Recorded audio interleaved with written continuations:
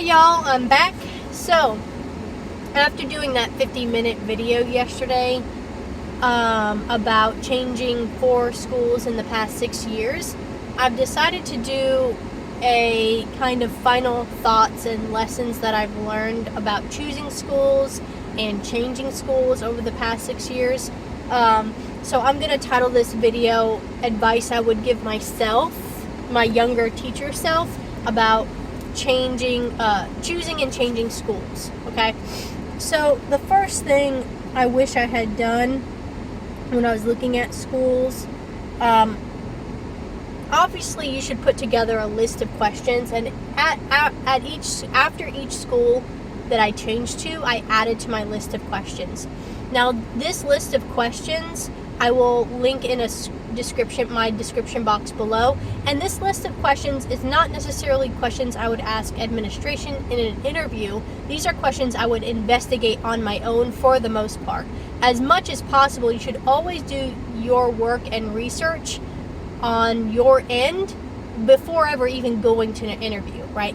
You should do the work and get as much information as possible, like interviewing other teachers that work at that school, or Googling some of these answers, right?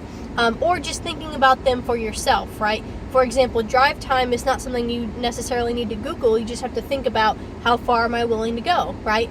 So I'll link my list of questions that I've developed over the years below, but just realize that these are not questions that are meant to be asked in an interview. These are just questions you should think about every time you change schools or choosing a school, okay? And some of these questions may or may not apply to the specific school you're looking at, right?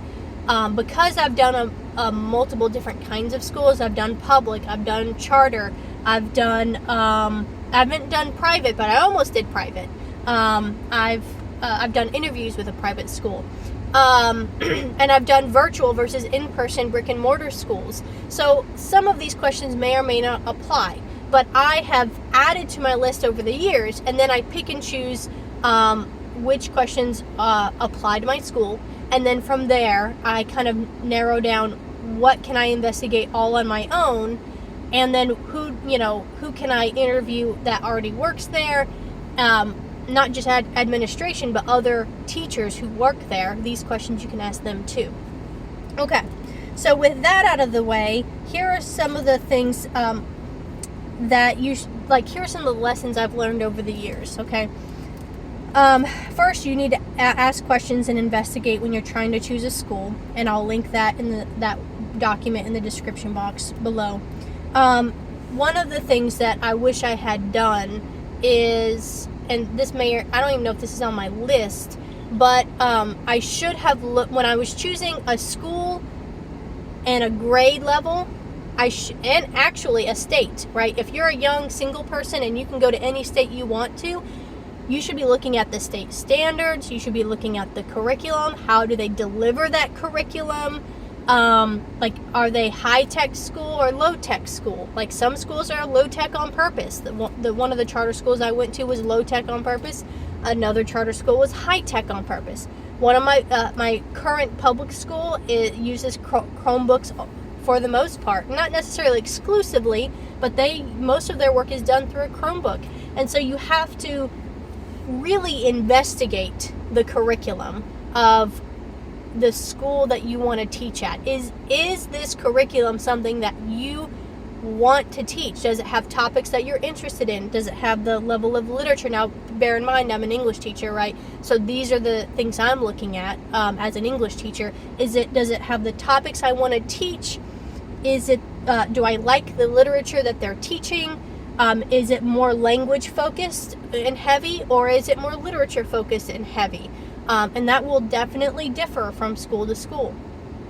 Not just school to school, but you have to think about private school versus public school versus virtual, versus charter schools, virtual versus in-person schools. All of those things, the curriculum will differ widely, okay? Do you have any personal choice in what you teach, or do you have to teach the curriculum they give you?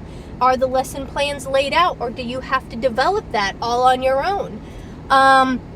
you really, I mean, I cannot say this enough, investigate the curriculum, because that's the thing you're going to be teaching. Now, after you, let's say, you really, really like this school, but the only job available is this particular grade that you didn't want to teach, right? A lot of times, you'll be able to move up or down within a school. If you stick at a school long enough, generally you'll be able to kind of move to the grade level that you prefer. Not always, right? I've known schools to make false promises, so be aware of that. But if it's a school that you really, really like, it might be worth the risk, okay?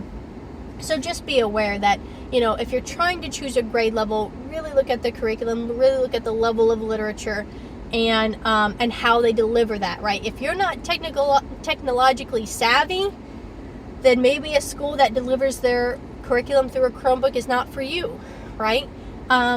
Everybody's going to have their different talents and preferences, right, and different teaching styles. And so you're going to want to choose a school that matches your teaching style preference, if you have multiple opportunities, okay? Let's see. Look at the curriculum. You need to look at the academic calendar, okay? And I think I probably put this on the list. But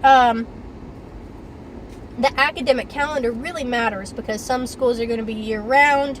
Some are going to be, your 10-month, schools with your longer summer breaks. And each of those have their benefits and drawbacks, but your whole life will be planned around your school breaks, right? Your appointments and your vacation time. All of those things will be planned around the academic calendar. So you really need to look at, is this academic calendar, is that aligning with my personal priorities, right? Remember, a school will never put your priorities first, right? They're a business, they're a job, they're doing whatever they're going to do. But you can choose schools that align more with your priorities, right?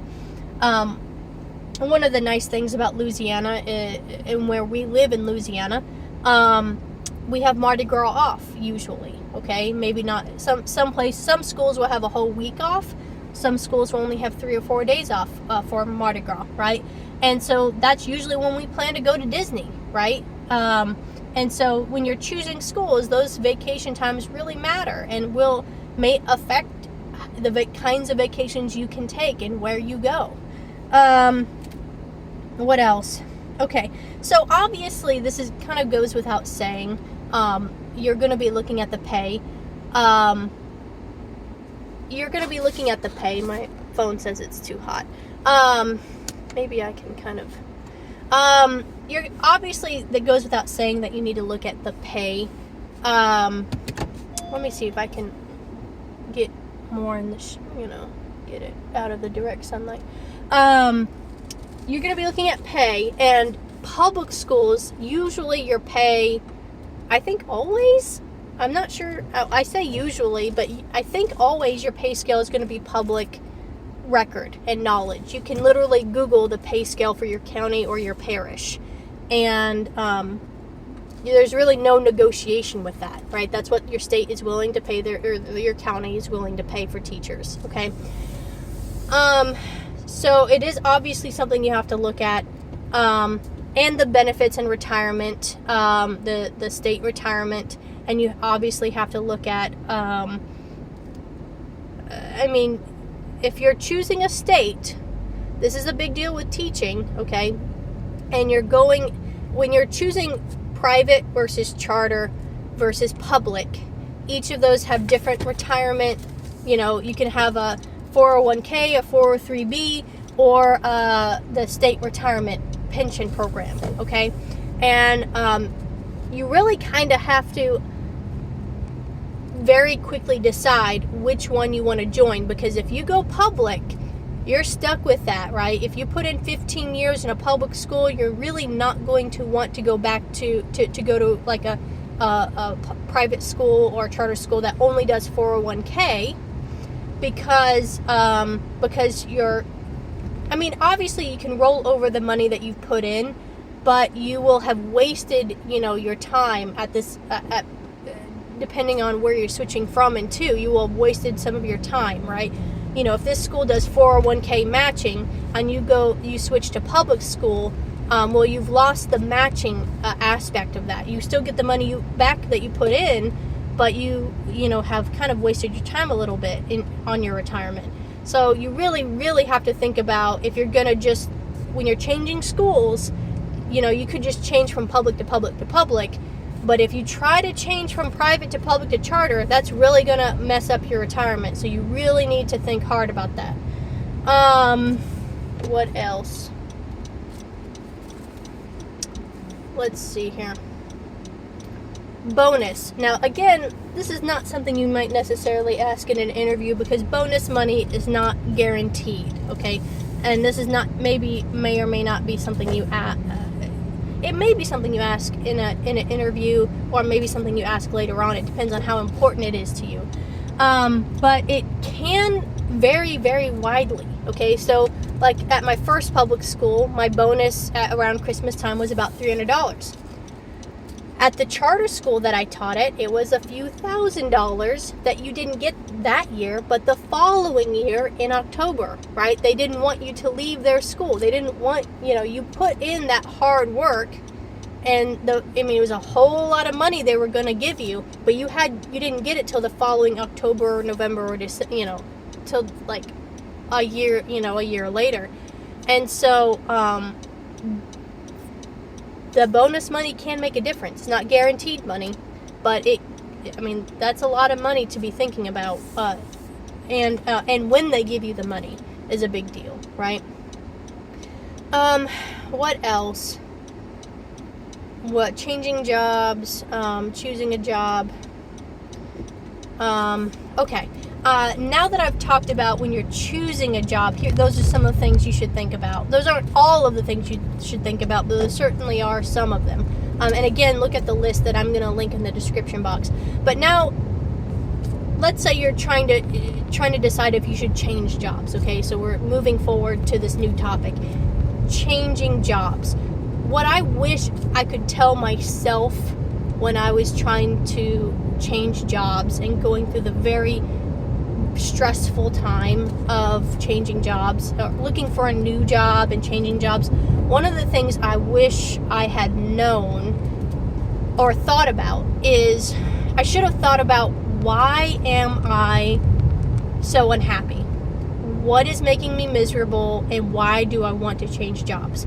Because if I had thought through why am I miserable, I had talked about it for ages and ages with my family, right? About how I was miserable and why.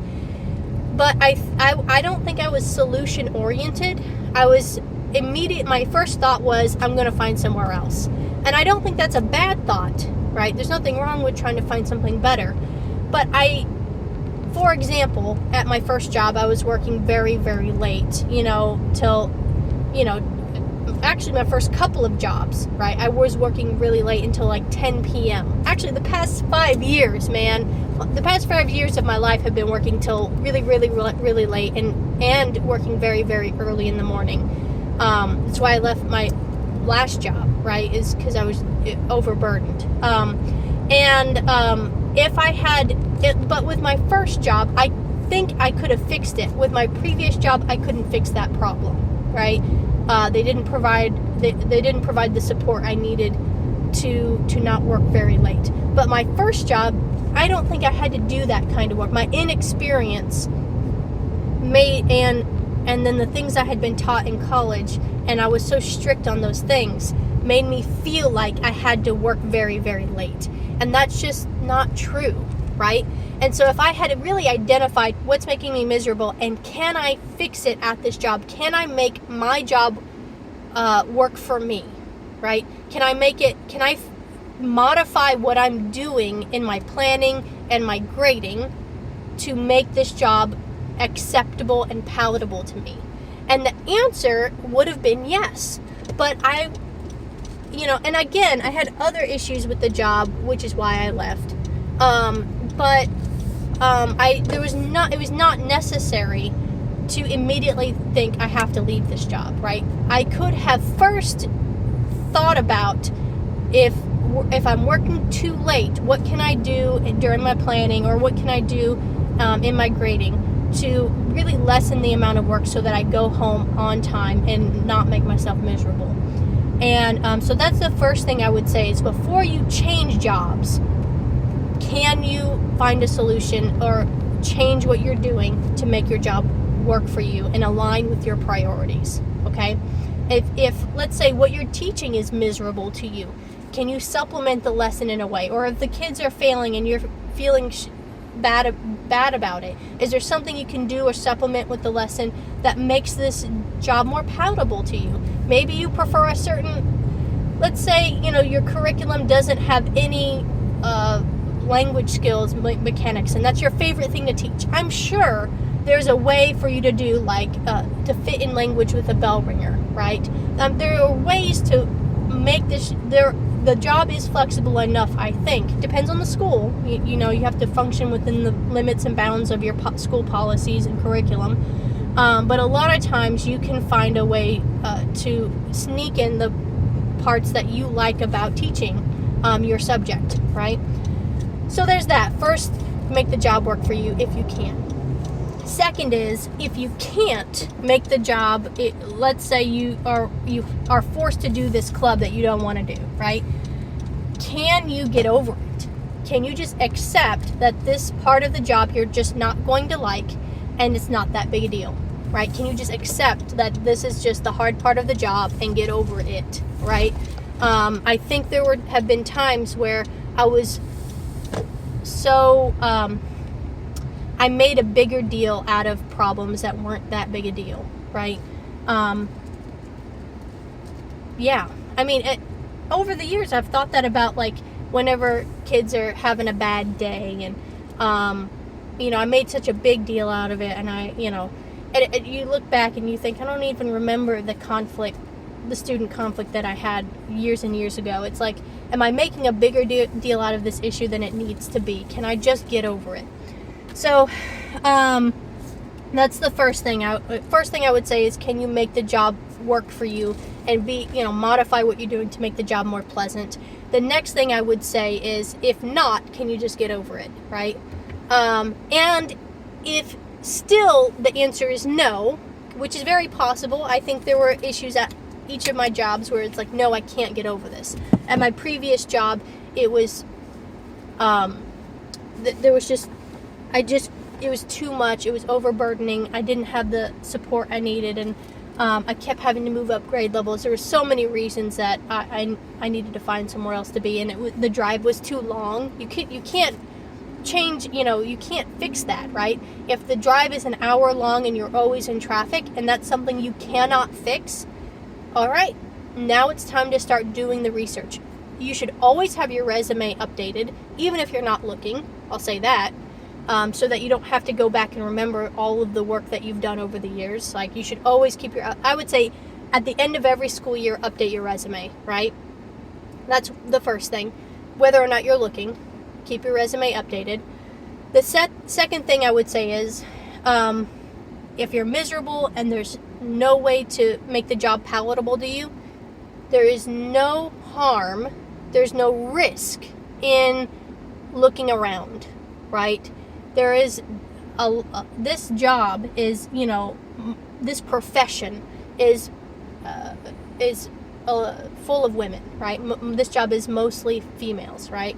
And I would say that a lot of us, I think, carry a lot of worry and burden. We like this, we like security and we like safety, right? And so changing jobs upsets that balance of safety and security, right?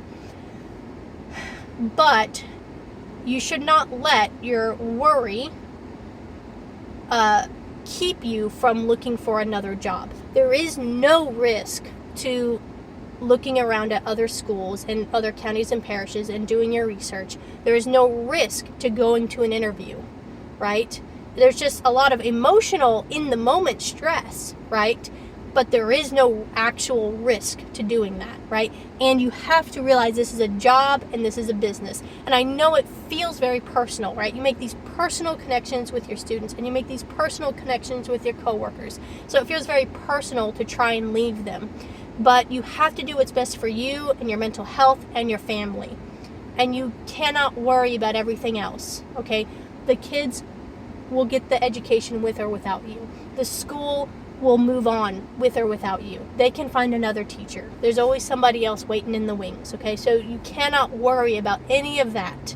And there is no risk to looking around, keeping your resume updated, looking around, doing your research, and doing interviews, okay? Whether or not you decide to stay or go is another issue.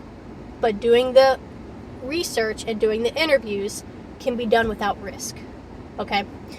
So let's say you do the research and then you do the interviews, and you're in that moment where you have to decide if you stay, should I stay at my current school or should I go? Obviously, that's going to be a risk versus benefit scenario. And that's going to be different for every person in your priorities. You should know what your priorities are. You should know why you're trying to leave your school and understand that there's no solution to this issue you're having. And then decide, is the risk of this other school, are the benefits outweighing the risk? Okay? And I have to say, the risk is pretty minimal, in my opinion. It depends on the school you're at. Maybe you're at a really great school, and this other school might have greener grass, right? The grass is always going to be greener on the other side, okay? If you're at a really great school, I would hate to risk something like that. But that being said, okay, decide what your priorities are, and are the benefits going to outweigh the risk? And the risk is very minimal simply because there will always be more schools. There are untold amounts of schools in the United States, right? Every county and parish has so many schools within the county and parish, and then you're surrounded by so many other counties. You can go from county to county within your state, or you can go to another state if that's an option for you. It wasn't an option for me, but it might be an option for you. And so really the risk to me was very minimal because I knew I could always go to another school if this one didn't work out, right? And so I don't say that flippantly, right? I wouldn't just leave a school for no reason, okay? If I was at a really great school, I would think very hard and very deeply about leaving, okay? But if you're miserable and you can't find a solution and this other school looks better but you're not sure, make a decision. And that's my other tip, right? What I would tell my younger self now 6 years later, I would say be decisive. Indecisiveness, I actually saw this in another YouTube video I was watching. Indecisiveness is a sickness and a disease, and it breeds insecurity and worry and strife, like internal strife. And so after you do all of your research and all of your interviewing, decide and don't look back. Because if you're indecisive about it, you're going to be in turmoil, and it's going to affect you, and it's going to make you more miserable, right? I think I wasted so much energy and time on indecisiveness, even when I knew I was going to a new school, even after I had decided to leave a school. I made myself miserable because I felt guilt and shame over what I was doing.